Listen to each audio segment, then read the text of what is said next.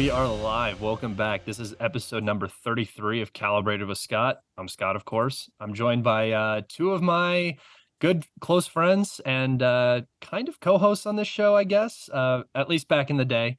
KSB, how are you doing? I'm doing good, Scott. How are you? Fantastic as ever. Life is good and moving in the right direction, so can't complain. And Alex, how are you doing today? Hello, colleagues and comrades. We're all well, you know, all dooming and shenanigans yesterday aside. Yeah, which we will get into in just a second. Just some house cleaning. If you guys want to support me, the best way you can do that is just by subscribing to the YouTube channel. Also follow me on Telegram and Twitter for constant updates and situational reports on the conflict in Ukraine. But other than that, let's get right into it. Does anybody want to go ahead and just start talking about what's been going on in the pro RU information space around Bakhmut and the actual tactical situation on the ground? KSB or Alex, take it away.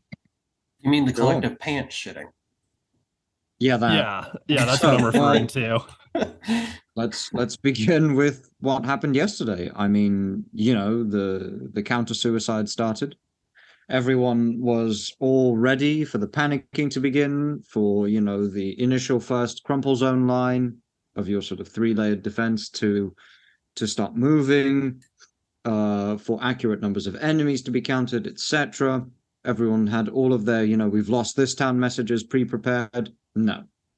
As it turns out, none of these things have happened. In fact, we have reported the Russian military, Ministry of Defense, through their usual daily briefing, has reported almost double the Ukrainian casualties of the average day. If we account for margin of error, we're talking perhaps up to 2,000 Ukrainian militants who had died over the course of the last 24 hours. The Russian Ministry of Defense here confirms that there have been attacks repulsed. There were probing attacks. There were reconnaissance and sabotage groups in the south. There were proper attacks by company-sized groups of the enemy near Kremenaya and Chervona Dubrovo. In Donetsk, there was quite a number of reconnaissance attempts and attacks. There was 3 recons and 8 attacks, all repulsed.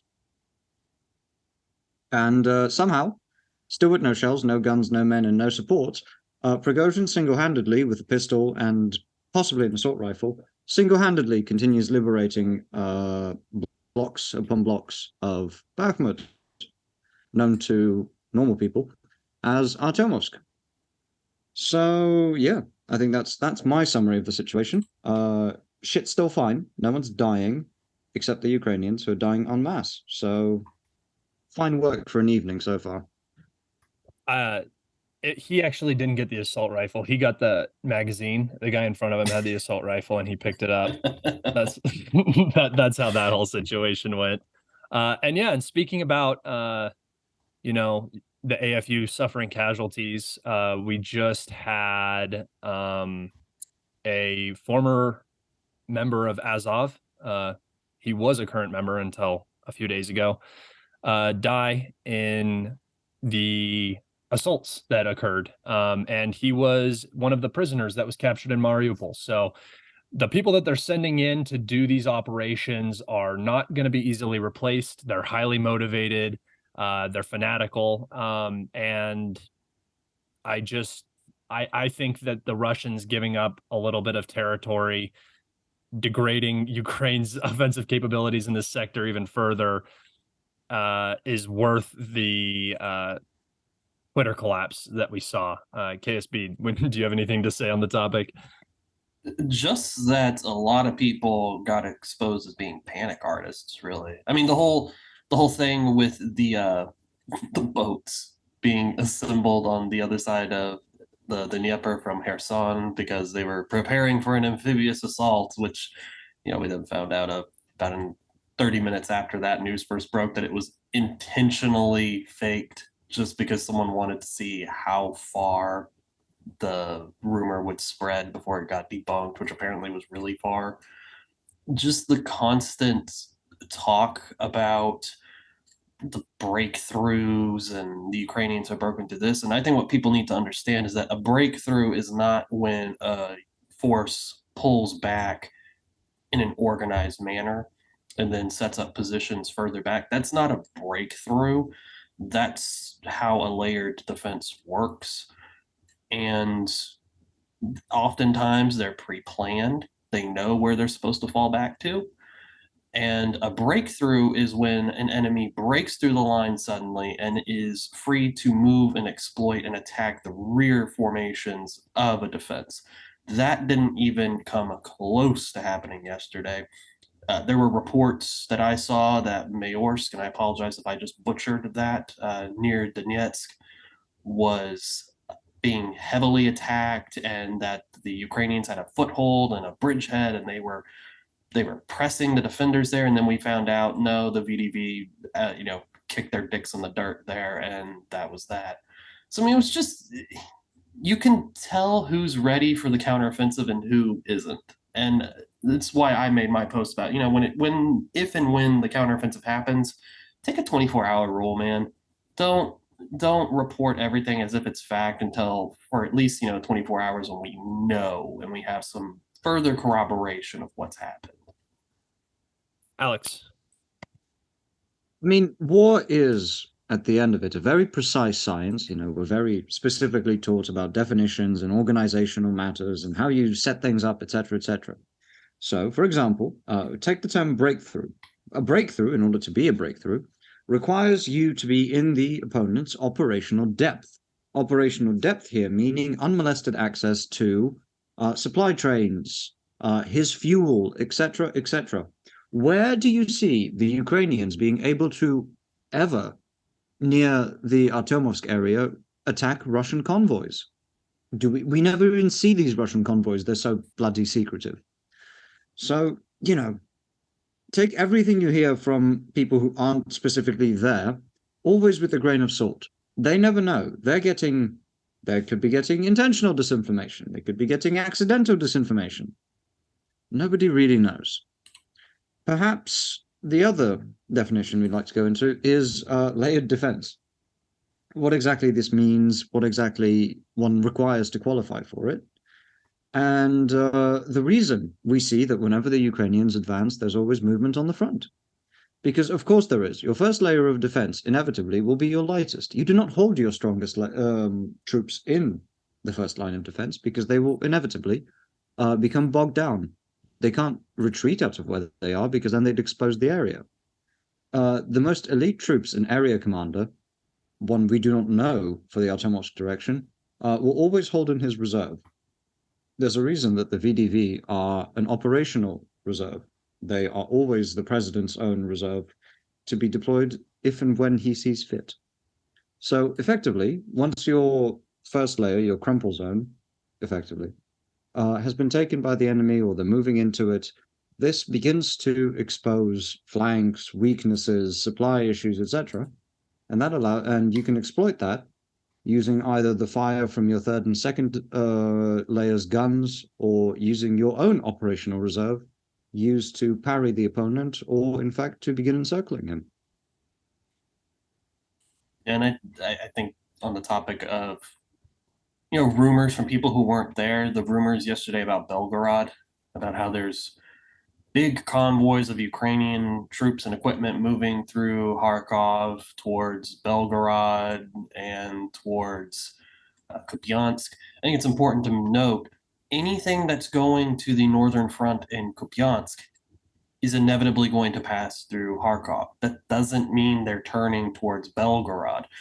We know the Ukrainians have troops guarding that border because they have to, because the Russian MOD has left large units and formations of the First Guards tank army in Belgorod specifically to pull Ukrainian troops away, to make sure that they have to defend Kharkov on that border region, and also just in case the Ukrainians get cheeky and decide to cross over and attack into Belgorod. So all this panicking over Belgorod yesterday was just another case of just rumors going out of control.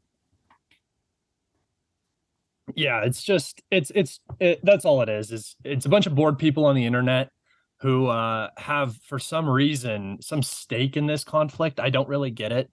I think it's kind of like a incel sort of thing. I don't understand I mean, if you're a Russian, I mean, obviously you're going to have emotional investment in this, but from the pro-Ukrainian side, and they're really the ones who amplify all of this information.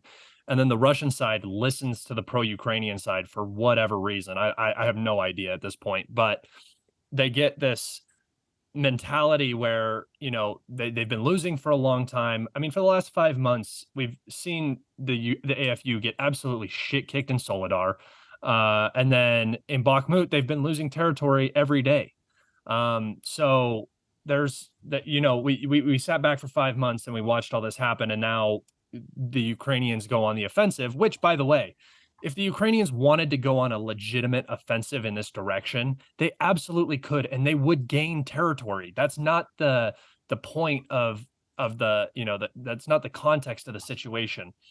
If the Ukrainians get put in forces, I bet that they could almost get Bakhmut totally secured. I mean, I don't think that the Russians would argue with them pushing back through the city and trying to resecure all of these things. Yeah, I mean, obviously they fought a long and hard for it, but if an offensive like that it further degrades the Ukrainians' fighting capability, then they're going to be able to take Bakhmut and Soledar back in a short time, you know? So that's not what this is. That's not what this operation is at all. To me, it honestly looks like a simple deblocking operation. They've secured both supply lines to the city if they want to keep holding it. But currently, I think the Ukrainians physically control about 2% of the city.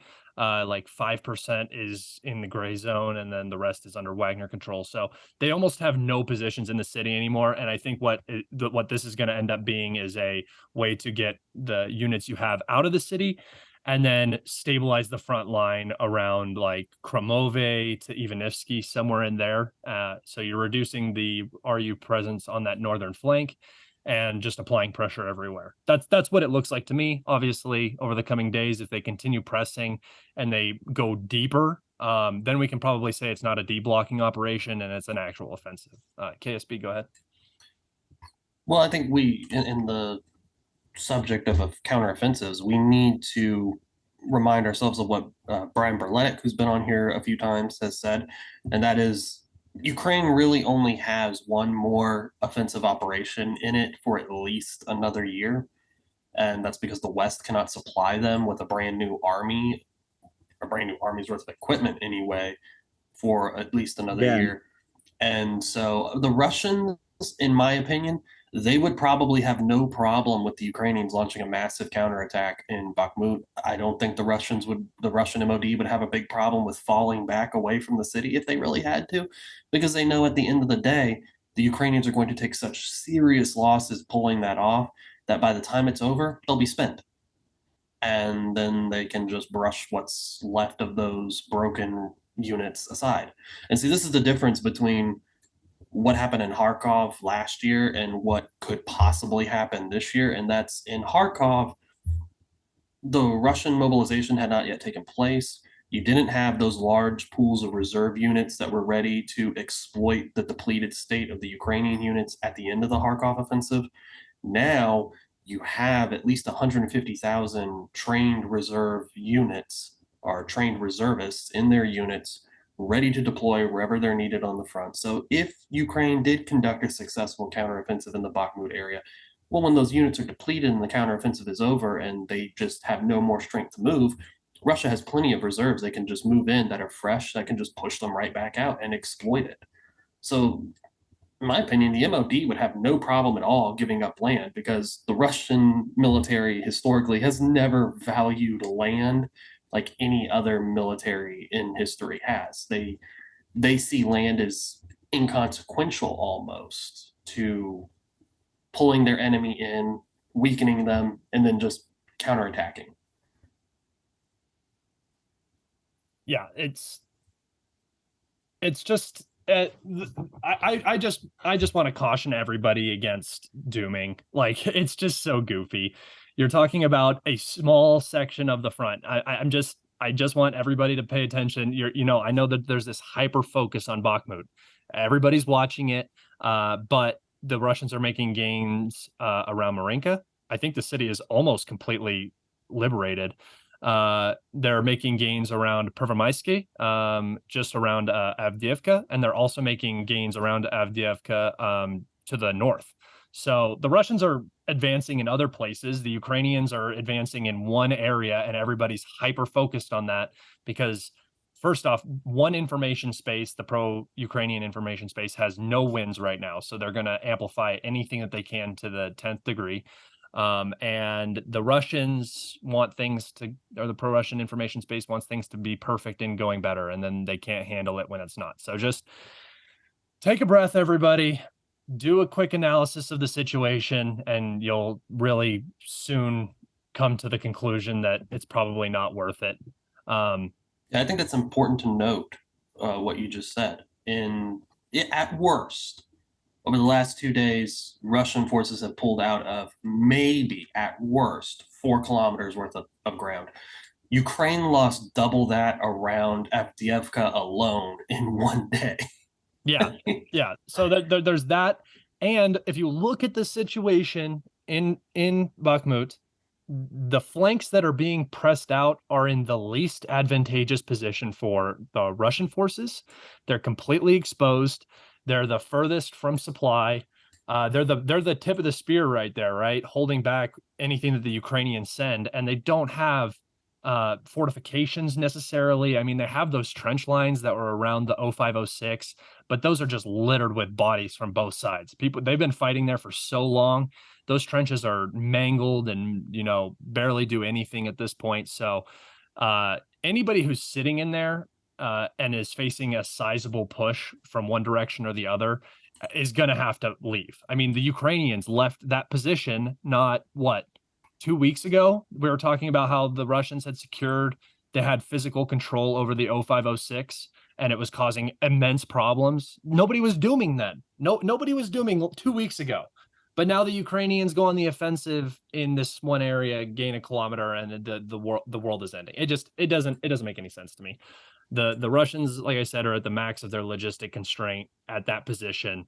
It's the hardest positions to hold. Ukraine has high ground in Chasiv Yar where they can shell from a safe distance, and so these are the areas that are going to be lost. I mean, that's why you capture these areas to begin with. It gives you a buffer. The Ukrainians aren't in Yahidne right now because the Russians had pushed out these flanks so much. And that's the whole reason. And you'll see this too before a Ukrainian offensive starts. Probably we saw it in Zaporozhye where the Russians, and we saw it in Kherson too, further back during the first Kherson offensive. About a month before it started, or a couple weeks before it started, the Russians pushed out and captured 30 kilometers in Kherson, and gave themselves a good defensive line on the river. And then the Ukrainians came in, they tried to ford the river, and they got into the gut, and they got absolutely slammed. And then the Russians were fighting on, I guess I would say, it's like house money. They had gained this territory so that they could lose it and attrit the enemy as they come in. And then you're not really losing any territory. You're just, like I said, playing with house money. And that's the same thing they did around in Zaporozhye. They, consolidated the gray zone, and they reduced Ukraine's ability to stage. So in Bakhmut, it's the exact same kind of situation where the Russians had pushed out. They are threatening the supply lines. The Ukrainians had to do something. They're losing Bakhmut. What are you going to do? You have to deblock. They sent in the guys who are not going to retreat, the Azov guys, and they suffered 540 casualties according to the MOD, if you believe that number. But they suffered some casualties for sure. They had to, and the Russians retreated.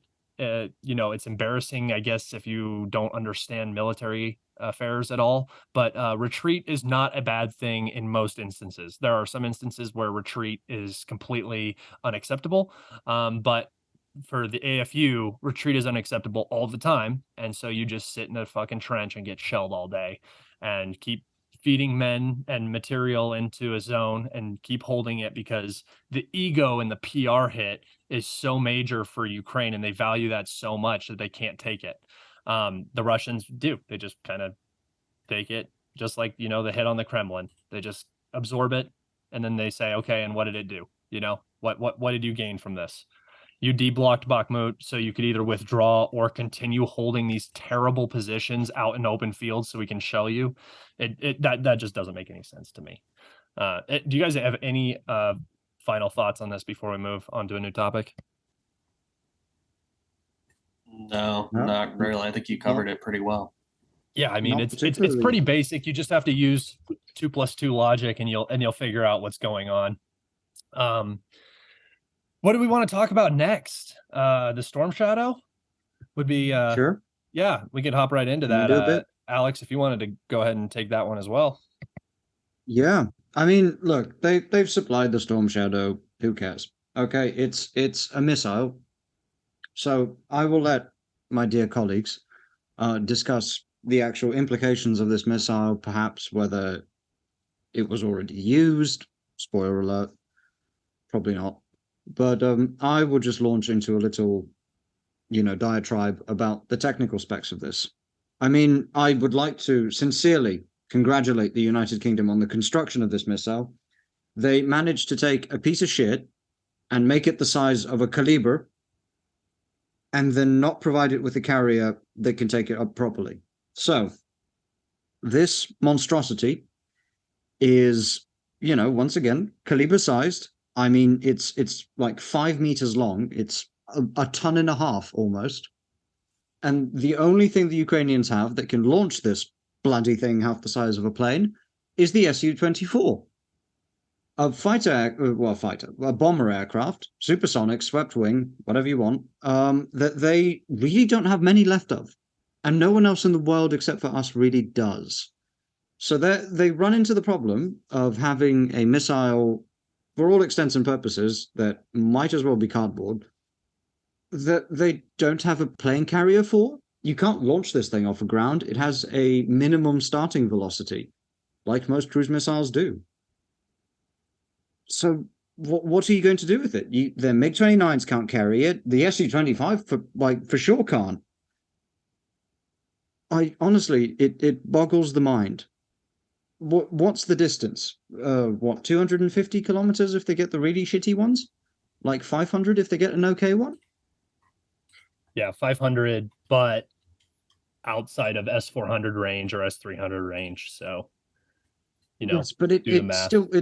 it flies in automatically, the way a geranium does. It goes on a pre-planned path and then it connects up to GPS and does its dive. It's confirmed that we can jam GPS, so it's going to help a lot against the front line. The speed the Ukrainians supposedly give it of 1,000 kilometers an hour, impossible. It's way too large for it. I mean, I honestly, it boggles the mind. What are they going to do with this bloody thing? Yeah, and also, how many are they going to get? I mean, the export version of this missile was not produced in the same numbers that the domestic version for the UK was produced.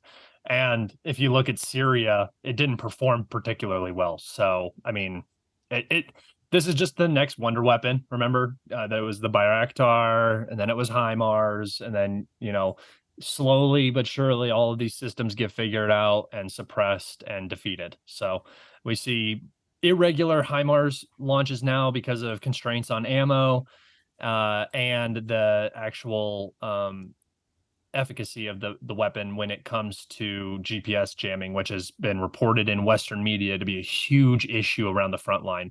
The Russians definitely have their EW down, and it's only getting better. So GPS is definitely difficult. I think the missile will be used. I kind of honestly hope they just use it on Crimea. I just, at a certain point now, I think that the Russians need to be not given a choice. And I think that the world needs to also see that. And I think that the using a British-made missile on Russian territory would be exactly that. Do you guys agree with that? Well, I mean, I think on the subject of the carrying aircraft, I know that the Tornado GR4 was used to launch these things. I suppose in theory they could find a way to, jerry rig it to be launched off of another fighter aircraft other than the Tu-22. But or SC-24. yeah, I suppose they could jerry rig it to fly off of something other than that, but that's going to I create think its it'd be own set of peak humor. problems. I think it'd be peak humor if they get given the Tonkas, the tornadoes. I think that would be the perfect plane for them. Slow as sin, huge, heavy, perfection. I swear you could train an entire cadre of air defense officers just off those tornadoes alone.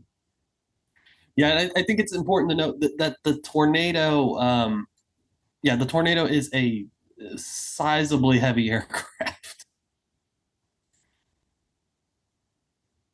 Yeah, I don't know all of the specs exactly, but I do know that they're definitely gonna have issues. Which I mean, what do you guys think that the game plan is here? This is what I try to analyze with every weapon system that's sent. The tanks were a necessity. The tanks needed to be provided because Ukraine was running out of tanks. Same with armored vehicles and artillery. These things are just being attrited.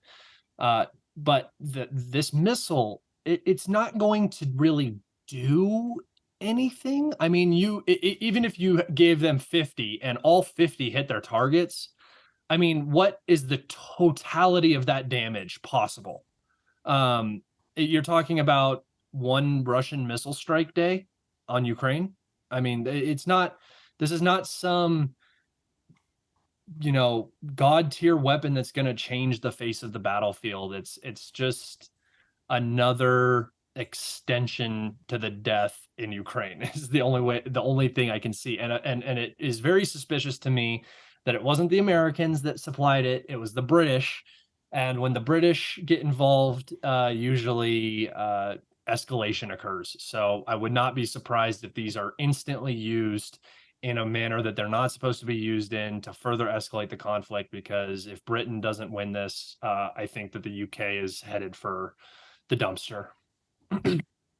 Well, I mean, for the Storm Shadow, it's got a smaller warhead than the Caliber does. So I mean, just think about how the Caliber is used. And the thing is the Caliber has a longer range. So yeah, They did say they made a missile the size of a Caliber. Actually, it doesn't fit the battlefield particularly well. I don't think. I mean, you have Russian air defense, which is strong, right? So these are most likely not. I mean, not all of them. Some are gonna get through, but they're gonna get intercepted. They're going to be jammed by GPS and other electronic warfare systems. The launch method for this weapon is not particularly favorable to Ukraine. They don't have the platforms nor the freedom to be accurately and effectively delivering this weapon system.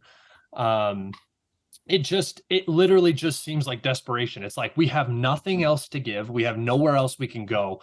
Let's escalate and give them this because we have nothing else. We don't have tanks we can send. We don't have anything. We have a supply of Storm Shadow missiles that we probably won't use because the US will do all of that work for us, so we can give these away. It'll make us look good like we're still in the fight, even though we can't give anything else. And that's what it looks like to me. It looks like a high level of desperation. And it's important to note that the US came out afterwards and said, we're not going to be giving the ATACMS to Ukraine just because the UK is giving the Storm Shadow to Ukraine. Yeah, I think it also has something to do with the diplomatic relations between the two countries. Yeah. Because the UK is definitely in a worse off position than Washington is, which is, wild to say out loud. I think that they're both in very, very bad positions, but there is a long existing animosity between the Soviet Union and now Russia and Britain. It's been there for a long time. Anytime there's a terror attack in Russia proper, the St. Petersburg bombing or the Daria Dugina bombing, those two were both reported as MI6 operations, and same as the Kerch Bridge. Ukrainian intelligence that was basically supported by British intelligence. And that, I mean, so there is a long-standing animosity between the two. Well, it's the British. Britain's never, in my opinion, gotten over the fact that they're a secondary power at best now. They don't have the force projection that Russia, the US, China, or hell, even Iran has, really. Their navy is a shell of itself. One of their brand new aircraft carriers is less than 5 years old and already has to have both engines replaced and is currently being turned into a scrapyard to keep its sister ship in operation. It honestly it just sounds like the UK is trying to remain relevant and failing massively because their economy is just going into the toilet. Like, people in the US complain about the state of the US economy. What the US economy is going through right now looks like a trip to Disneyland compared to what the British economy is going through. Look at their energy bills that their citizens are paying. Yeah, what are they sitting at? 20 some percent inflation on most household goods, so anything from the grocery store. I mean, that's fucking wild to put on your middle class to try to throw that down there. Alex, did you have something? Yeah, I was just going to interject on the ye olde British missile thing. It has been used. It was used in Syria to dubious effect. There were interceptions by very outdated Soviet systems. We're talking like 125 sort of era. And their ostensible claim that it is resistant to all forms of electronic warfare proved to be rather untrue. But anyway, yes, household inflation in Britain is horrid. There's a crisis with eggs. Vegetables are an issue to get. You know, first world country problems. Yeah, it's I mean, for particularly it's bad for Britain though, because the US can just go into isolation mode and be domestically, I mean, productive. I believe it would take 5 to 10 years, but you know, the industry would come back, and you know, America has the oil, it has the resources to do what it needs to do, but Britain imports almost everything it has. It is a full import nation, and with you know, strained ties with China, you know, no more cheap fuel, oil and natural gas from Russia. You know, the British people are going to start hurting, and you know, their government system over there is an absolute clown show. They have it seems like they have absolutely nobody who is capable of leading. It's this disgusting kind of like, I hate to use like drain the swamp terminology, but it's this incestuous sort of system where the I can't remember what party is in power right now in Britain. It's the Labour Party, right? The Conservative. Conservatives. Is that the Labour Party though? No, that's the That's the Conservative other Party. one. The other Okay. one. Yeah, the conservatives. I know that they're conservatives, but you know, they've just been cycling through prime ministers. They can't find anybody who's got a successful method. I mean, and the worst part about it is they're being allowed to continue to do this. Wait, they're the Tories, right? Yeah, they're the Yeah. Tories. Yeah. Tories conservative, yeah. Yeah, so they this is the perfect opportunity for the Labor Party or a third party, you know, Corbyn or somebody, to get in the mix and expose this. I mean, it is free for the taking right now. I think if anybody showed up with any sort of good message, they could win. I mean, the British people are not happy with their government. They just don't have a choice. Well, So if you yeah. look at the local election results that just happened last week, the Labor had big wins. The Tories, the Conservative Party, had huge losses. The Liberal Democrats had a good night. They gained a lot of seats. But the Green Party, who, and the irony is here, if anyone watches the Duran, I highly recommend you watch their video on the local election results. The Greens are even more pro Europe, more they're more elitist, not elitist, I guess is the word, but they're They're more just in line Globalist. with the EU. they're more hardline on that stuff than even the Tories Neocon. are. Yes, Neocon is exactly. the word you're looking for. Yeah. They're more hardcore on that, and they had their best election ever. I'm sure that has nothing to do with outside interference at all. Yeah, I mean, when you look at the Tories, they lost over 1,000 councillors across the UK. But I It's mean, but that was expected. I just can't believe that they're trying to fill the hole with the party that has completely destroyed Europe. I mean, look at Germany. The fucking Greens have absolutely destroyed Germany. In 2000, Germany was a powerhouse in Europe. I mean, they were the superpower that in yeah. that region. And now Germany's looking like it's going to have no industry and be completely under the heel. You know, France is looking not in the best position. They're already pulling away, trying to keep strong ties with China. And Britain is like, I guess, oh, we'll just follow that path. I mean, that works for us. I guess we'll just go down the exact same road. While we're at it, let's shut down all of our nuclear plants, get rid of all of our nukes because that's bad for the environment, and let's just keep burning coal.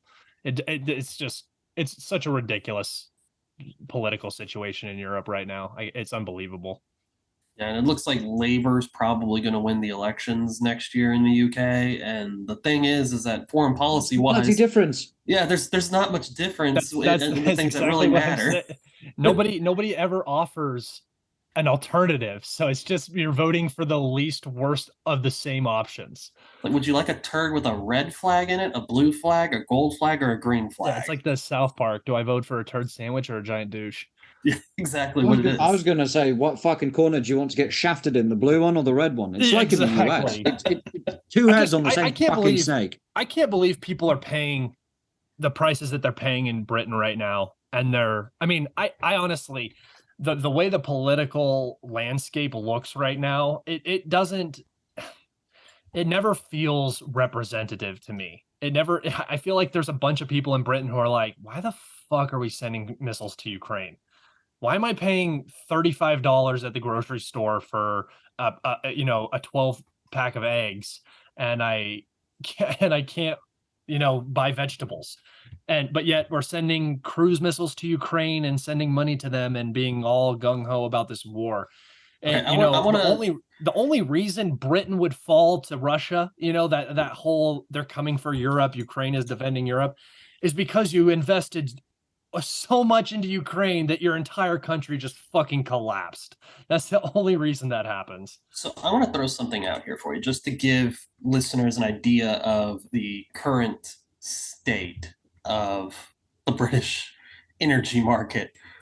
And this is just I've just a plain old Google search. It could be it could be wrong, but this is just what I can pull up here.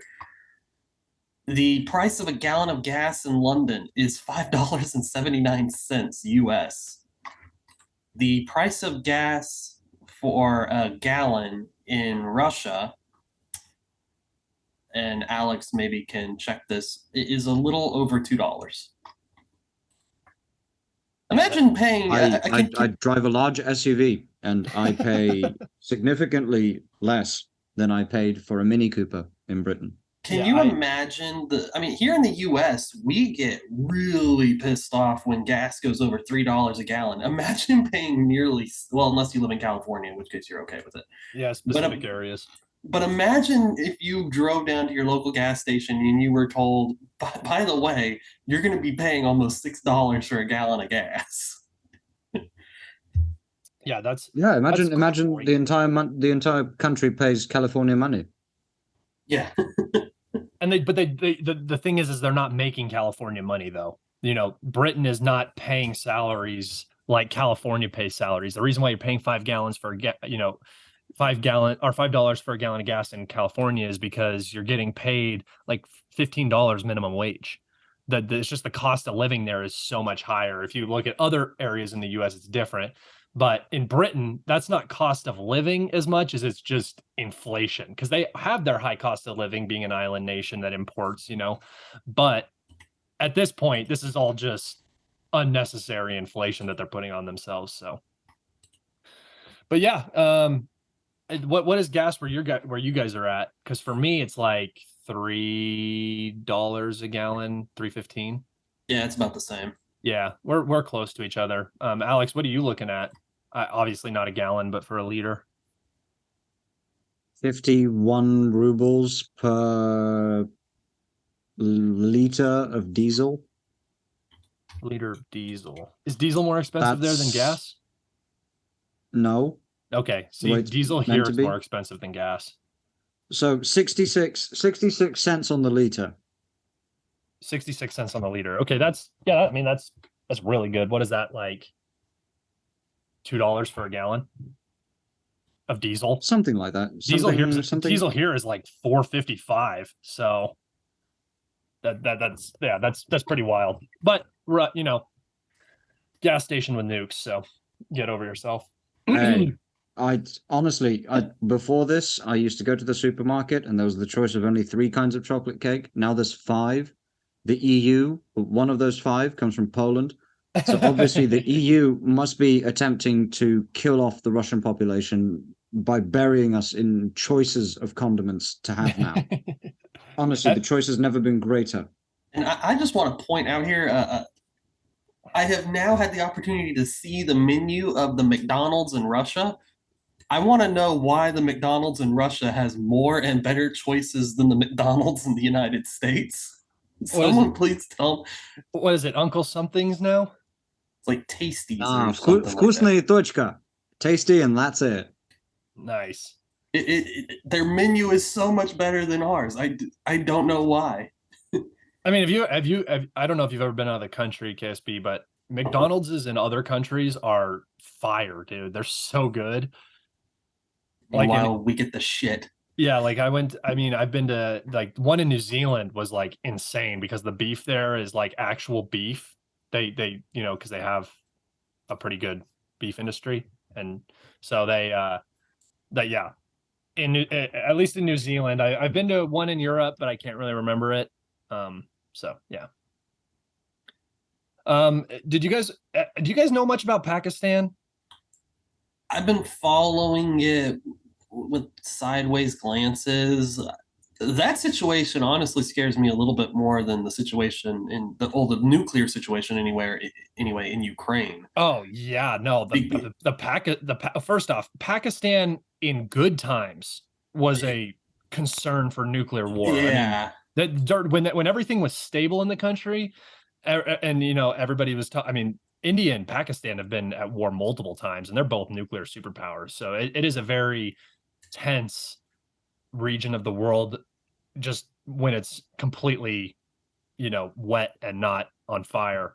But now you have a populist um, leader in Khan who just was released the other day, and they gave him bail on all four of his charges, which I think that's the government capitulating to all of the riots that have been going on. Well, the But Supreme Court has ruled his arrest illegal.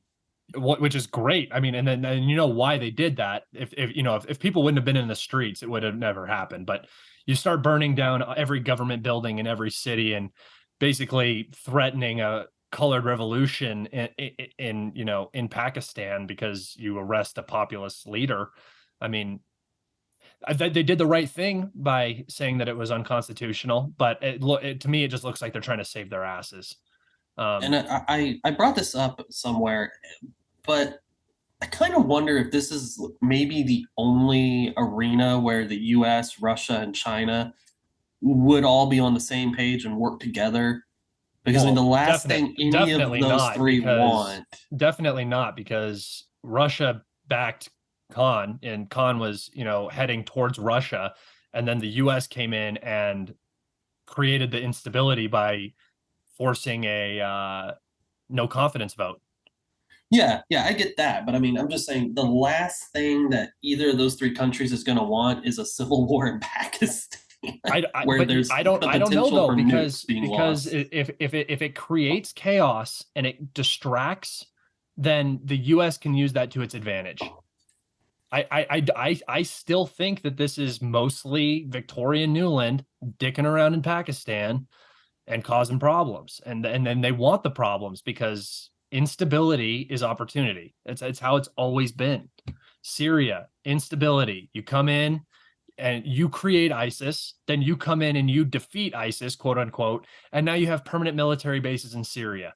I mean, it's ridiculous. You're just stealing Syrian oil, and that's what you're doing. So So I want to be I want to clarify a little. When people say the U.S. created ISIS, that's not true. They At least created the not power vacuum. They definitely did that. What the U.S. did was they armed so-called anti-government militias without background checking them and not realizing that I mean, they didn't. some of those didn't. militias They didn't care. no, I mean they basically just like went over there and they gave millions of dollars worth of weapons to anyone who said they were anti-Assad. Yeah, And Putin actually said that in the United Nations several years ago, where he basically chided the West for not doing their due diligence before they armed some of these groups, which some of these groups later turned into ISIS. So, and which, you know, the US gets the credit for beating ISIS, but in reality, it was the Syrian army and the Russian special forces, and Air Wagner, Force. and yeah, the Russian Air Forces that did the real work. Yeah. But it's Mind just, you, if I can interject a second. When we talk about, you know, who this profits the most, Pakistan is not near the United States. It is on China's border. It is exactly one country away from us. So I would hardly say that this is a equally distributed issue between the three of us. I think if Pakistan detonated, the US would be perfectly happy. You know, there's a gigantic issue south of Russia and west of China now. I think they would find themselves delighted at the situation. And you put pressure on India, a BRICS nation, right? So that a collapse in Pakistan is not good for India. Whatever you think, I mean, that's just going to cause chaos on their border, right? You don't want that if you're India. You don't want a nuclear power going absolutely rogue on your border. So you're creating issues for one BRICS nation, which will also create issues with China. Yeah, it's just a fucking mess, dude. It's just and it all started a month after Victoria Nuland made her trip to Pakistan, like she does everywhere, and the fighting starts. The arrest and the ousting of Khan, it's textbook. It's just textbook US foreign policy, and it sucks. I hate it. I hate it so much. It's like my greatest hate in the world is I can say this with, I mean, I can't prove it, but I would bet everything I own that right now Russian and Chinese spy satellites are watching Pakistan very, very closely. Because I can tell you right now, if that situation went tits up, I guarantee you we would see Russian and Chinese and probably even Indian special forces going in there to secure that nuclear arsenal before anything could happen to it. yeah. I don't know how that works. I don't know. That's got to be like one of those things where Xi and Putin probably talk about that in like the room when the cameras aren't there. Like, hey, if this happens, we're gonna do this, right? Yeah, okay, cool. Yeah, I We'll, mean, we'll see our first BRICS or SCO peacekeeping missions. Yeah, that would be so fantastic to see a Chinese, Russian, possibly Brazilian unit go in there and successfully complete an operation. That would be Peacekeepers in white and red instead of white and blue. yes. Yeah, they go in there and then they secure the nukes, they prevent a catastrophe. That would be, I mean, that is an excellent idea, and I think that they should definitely put that together. The BRICS nations, they should put together. I mean, I know it's an economic thing, but that would be a strong sign of unity to be able to send peacekeepers in where you need and this is why I think Russia should really start expanding the CSTO, because that is a defensive pact. I really think that Putin should be urging Xi to move China into the CSTO, which they're already they don't attend the meetings, but China stands with Russia and the rest of the CSTO if the shit hit the fan. I mean, Yeah, it's like I don't think it's in China's favor to join a yeah, different organization when they can just create their own organization and then be in cahoots with the CSTO. yeah. Yeah. But it's a very unfortunate situation, and I really hope that it plays out properly for the people of Pakistan. I hope that whatever, comes around, a civil war doesn't break out, because I think already like 200 people have died in the Yeah. riots and stuff. So it's And that pretty. would not be beneficial for anybody in the area. No, no, it definitely wouldn't. Alex, you some. Um, to sort of finish us out on the whole regime change topic, etc. We've had a very powerful statement from the Russian and Syrian militaries, or rather their joint coordination headquarters, regarding the remaining American occupation. I shall read some moments I've selected from this, and then we can, I think, discuss that a little. But we've had some fascinating things said by Russia, some very powerful statements indeed of intent and such. For example, all the efforts of the Syrian leadership to return the population to a peaceful life are met with strong opposition from the United States and its allies, who continue to occupy parts of the Syrian territory, steal oil and wheat, and support terrorist organizations. Only the withdrawal of the United States military contingent and the transfer of the refugee camps to the control of the Syrian government can ensure the respect of human rights and the full return of the population of the territories they are currently occupying to a peaceful life. I mean, if this isn't to get the fuck out, I don't know what is. Yeah, I mean, it's time, right? There's nothing, there's no benefit that the U.S. is getting out of Syria right now. I mean, a little oil, it's not. As soon as Afghanistan fell, and you've turned your attention to Europe, and China, and you have no intention of remaining in the Middle East, that contingent there is absolutely pointless. I mean, it really does feel like the U.S. is retracting severely around the world in terms of its sphere of influence, and that is going to show in Syria. And depending on what happens with the Turkish elections coming up, we could see rapid changes in Syria. I mean, they're already a part of the Arab League again, so it's things are moving in the right direction for Syria finally. It only took what 11, 12 years to figure it out, but it's happening, which is good. And you know, who must go? Not Assad. Did you guys have anything you want to talk about today? Anything else you want to talk about today? Because I feel like this is a good place to wrap it up. Honestly, I think we're coming up on an hour. No, I think we've covered just about everything. Yeah. Bakhmut, Storm Shadow, why Britain sucks, Pakistan, and U.S. foreign policy in the Middle East. I think that is a wide range of topics that we covered today. So I'll just take us out. If you guys would go and click that like button and subscribe, that would help me. That's the easiest way. It's free for you. You don't have to do anything. You just have to see my shitty podcast on your YouTube feed every once in a while. So if you do that, that's the easiest way to support me. You're also supporting KSB and Alex through that if you like them more than me, which I would not, I would not blame you guys for that because they're great. Go check out their pages and what they do. KSB has his Twitter.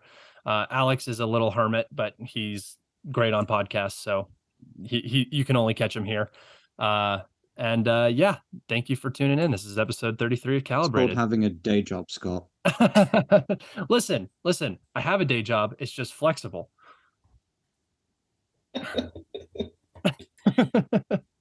Like today, I called in. I went to a concert last night, and I was up at like 1 a.m. and I was like, there's no way I'm going into work today. So I called in sick. Oh, you finally got those Taylor Swift tickets. Yeah, hell yeah, dude. You know it. Taylor Swift, back to back, Lana Del Rey. It was gnarly. I've never done so much cocaine and ecstasy in one night to listen to country music or pop or whatever the fuck they sing. I was just kidding. All right. Everybody take care. Get removed in the edit. It's all good.